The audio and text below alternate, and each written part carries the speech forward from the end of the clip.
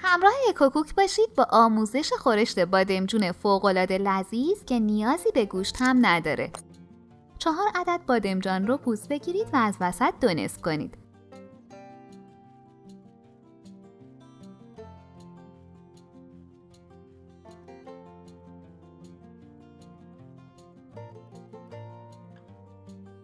داخل آب مقداری نمک بریزید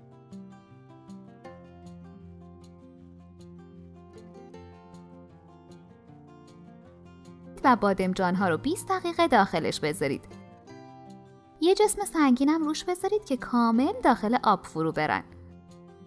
داخل تابه روغن بریزید و بادمجان ها رو آبکش کرده و خشک کنید و داخل روغن تابه سرخ کنید.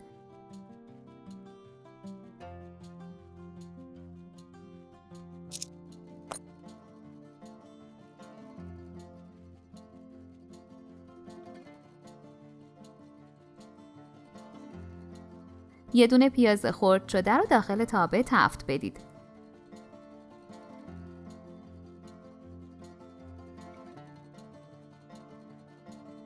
یه حب سیر خرد شده،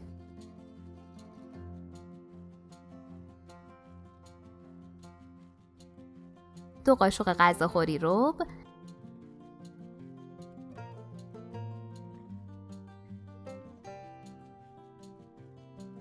نمک، فلفل سیاه و زردچوبه اضافه و تفت بدید. عزیزان، باعث افتخار ماست که عضوی از کانال ما باشید و دکمه سابسکرایب رو بزنید. 3 عدد گوجه رو حلقه کنید و داخل تابه بچینید.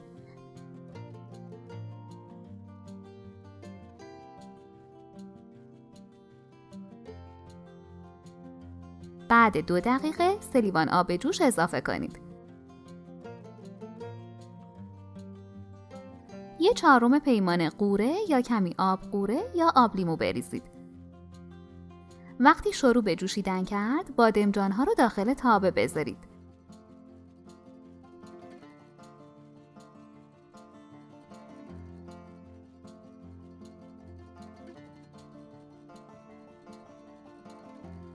درش رو بذارید و 40 دقیقه زمان بدید.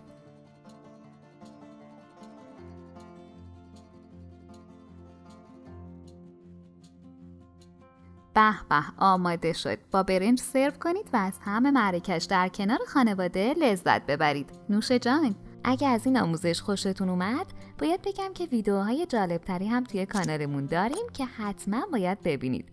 لطفاً برای حمایت از ما لایک و سابسکرایب رو فراموش نکنید.